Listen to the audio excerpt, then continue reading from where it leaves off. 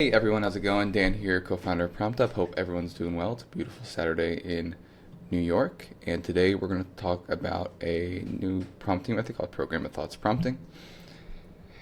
And I think GitHub Copilot was really the first and probably the most successful use of LLMs. And of course, this was really kind of targeted at generating code.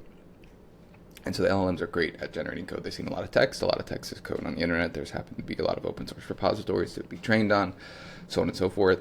It certainly still comes with its problems when you're using LLMs to generate code. And we wrote a little bit about this recently in terms of what you can do to overcome specific types of issues when you're running LLMs to generate code. So you can check that out. That'll be linked below.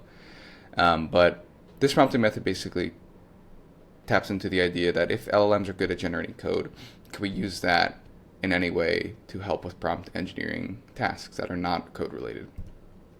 And so that's what this paper set out to do. It's actually about a year old at this point. But yeah, program of thoughts prompting is basically very similar to chain of thought prompting in that it forces the model to do some reasoning before coming to or doing any computation or coming to a final answer. But the only difference is it separates the reasoning step and the execution step.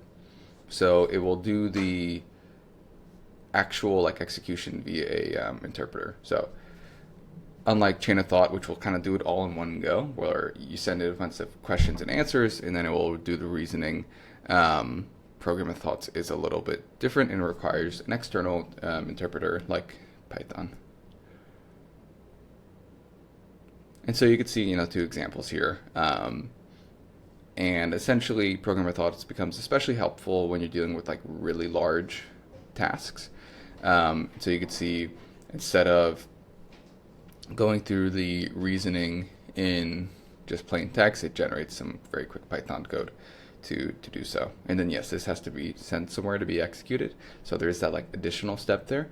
But if you're working on really large data sets that involve math or financial analysis, it's definitely something that could be helpful.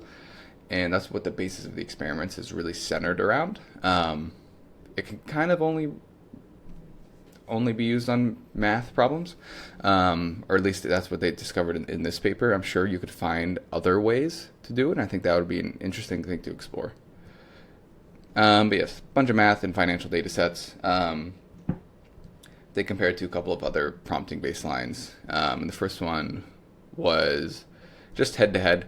And you can see program of thoughts outperforms chain of thought and a bunch of these different math and financial data sets. Then they also combined chain of thoughts and program of thoughts with self-consistency, which we just wrote about recently, and I'll link below. We have a couple of templates for that too. And we could see superior performance here as well. And at the time, chain of thought plus self-consistency was kind of state of the art. And so I was able to kind of supplant that.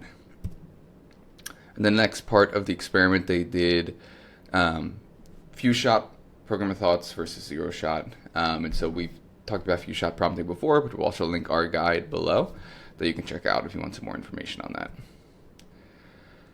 And so looking at the examples here, the results from the few shot testing, there is a lot of numbers in here. The highlights are program of thoughts outperforms chain of thought by 8% on math data sets and 50% on financial data sets. And so these financial data sets are still dealing with very large numbers, but there's still mathematical equations at their core. On the zero shot front, actually, the one other thing to note was on the FinQA one, which deals with really large numbers, like numbers in the millions.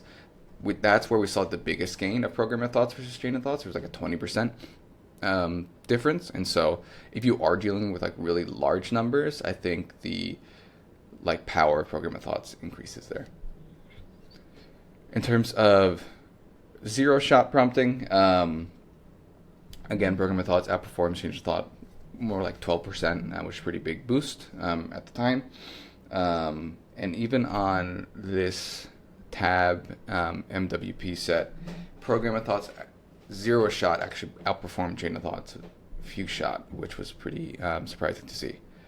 And so we put a little template together for this so that you can have that code generation step for the reasoning. Of course, you'll still need to like execute this, but this basically lets you get that one step out of the way, and you can probably do the rest via just having some interpreter and then doing the last computation. And that's it for today. Happy prompting, guys. I'll see you.